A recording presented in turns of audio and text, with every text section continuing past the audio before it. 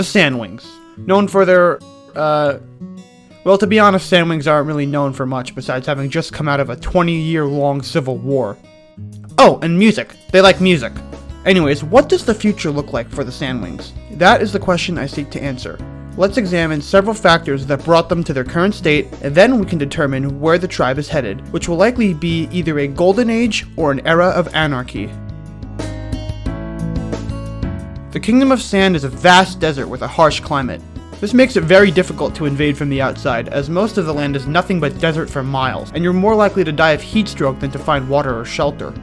To the north is rocky terrain that doesn't protect the kingdom from invasion since dragons can fly, but its temperature is pretty cold, and is a decent natural defense for any civilization. Wait, but if these natural defenses are important, why would Blaze offer to cede them to the Icewings? Well, because she's an idiot. To the east is the Great Five-Tail River, providing the Kingdom of Sand with access to fresh water and fertilized soil, giving it the ability to irrigate and produce large amount of crops. The Claws of the Clouds mountain range extends to the SandWings' southern border, giving them great natural defense in the form of some of the tallest mountains in Pyria, a real challenge to fly over. Throughout the lifeless sand dunes of the desert are several oases, in which the bulk of the population dwells. They provide a more habitable home for their inhabitants, with not only water, but several crops that grow around oases, such as wheat, corn, dates, and cotton, the latter being a cash crop used in many textiles, which we'll get to when we talk about the economy. Communication between oases, that's it, can be tough though, as one would have to cross several miles of desert. Luckily for the SandWings, they can go for a while without much water. Still, this separation of towns built around oases could give us better insight into the division that the SandWings face and could have faced for centuries. With different settlements spread throughout the kingdom, isolated throughout much of their early history, it is likely it functions more as a confederation of oases, each with different beliefs and customs. This of course creates a salad bowl of different cultures and ideas which has laid the seeds of division that would eventually lead to the Civil War. Now of course the war was sparked by a succession crisis and 3 greedy heirs. However, it is possible that Blister, Blaze, and Burn are more so a symptom rather than the source of division. Each was able to create a coalition of not only foreign allies, but of factions within their own tribe. If the tribe was able to be so easily split up, then that must mean this division was present long before the succession crisis, and the SandWing sisters are mere representations of the opposing views within the tribe. Despite the SandWing War of Succession officially ending and Queen Thorne taking the throne, it will still take several months, probably years, to quell most unrest and restore order to the Kingdom of Sand. It's not like as soon as the war ended, the supporters of Blister, Blaze, and Burn all gave up their efforts and reunited. There was a 2-decade-long civil war. There are various factions that will not mix together and give up any ground, whether that be literally in the form of territory or politically in terms of power. This political instability and unrest will haunt Thorne during the first few years as queen, and this instability is causing other factions to gain power, such as the Talons of Power.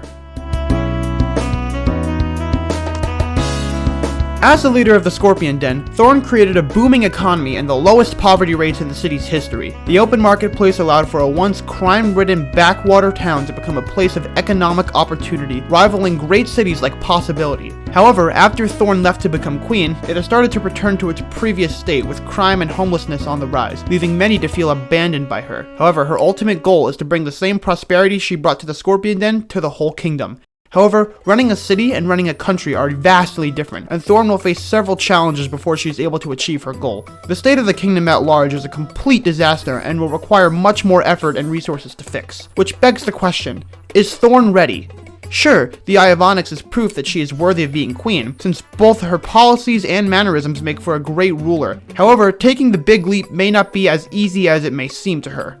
For one, as queen, Thorne is now responsible for millions more dragons than she was during her time serving in the Scorpion Den, and unlike a single city, a kingdom is full of different ideas and different issues. While Thorne is certainly a popular queen in places like the Scorpion Den, although not as popular as she was before leaving the city, she is relatively unknown nationally and will have to prove herself to be a worthy queen and appeal to the various groups and oases within the Kingdom of Sand. But demographics and partisanship aren't the only issues. Because the Kingdom of Sand is massive in size, money and resources have to be spent in a more cautious manner. manner. The size and geography also makes it harder to enforce laws across the entire kingdom, meaning if Thorne hopes to achieve long-term stability, she will have to appoint leaders for each oasis who will enforce the federal law while maintaining autonomy themselves. So far, she seems to be handling the job well, but it seems like she wasn't prepared for just how difficult this would be. Vulture is a much bigger threat than anyone would have thought, and a pro-burn or blister insurgency seems inevitable, and it would take months to reunite the SandWing military. But by investing money into military buildup, law and order can claw its way back into the desert. But there is a problem. Any action Thorne takes will be met with backlash from several factions. If Thorne wants to bring law and order back to her kingdom, the outlaws would need to grow 10 times their size, or the kingdom will be mostly defenseless against the talons of power. On top of that, since the Kingdom of Sand operates as a de facto confederation, military command is decentralized and unable to efficiently quell uprisings, which is one of the many reasons Reconstruction will take longer than you would expect. The outlaws mostly solve this problem, acting as a sort of federal army. If coordination between the oases can be improved, with the outlaws acting as law enforcement and a military, most rebellions could be completely quelled within a few years. Except the Talons of Power. They are not a typical insurgent group. While they mostly operate out of the Scorpion Den, where Vulture's compound lies, they have a vast network stretching across the desert and could be considered a terrorist group after planting bombs and attacking several major oases as well as possibility. After Vulture's attack on the palace, defeating Vulture has become a top priority of Thorne, as the destruction and unrest he spreads is preventing the kingdom's quick rebound from the war Thorne hoped she would accomplish. Dealing with terrorists is not easy, as they are non-state groups that are extremely difficult to completely kill off. However, if Thorne is able to take back the Scorpion Den and therefore taking over Vulture's compound, it would leave the Talons of Power with numbered days, as their resources would start to run dry and their central command would begin to fall apart. However, this would not stop them from operating without a home base. The battle between Thorne and the Talons of Power will most likely determine the direction the Kingdom of Sand is heading in. If the Talons of Power come out on top, it is likely more non-state combatant groups will arise, plunging the kingdom into a state of anarchy and civil war once again. If Thorne comes out on top, the kingdom will consolidate and crack down on rebel and criminal groups, giving it a chance at becoming a stronger kingdom. But there is one more important factor to consider that will determine the future of the SandWings. The SandWing economy is one that has so much potential, yet doesn't appear to have been utilized much until now. I mentioned earlier that the cash crops that grow in the Five-Tail River environment, like cotton, are used in textiles, and we see that the Kingdom of Sand has a huge textile market, with stalls selling different cloths and clothing in every oasis. This should make the SandWings rich, right?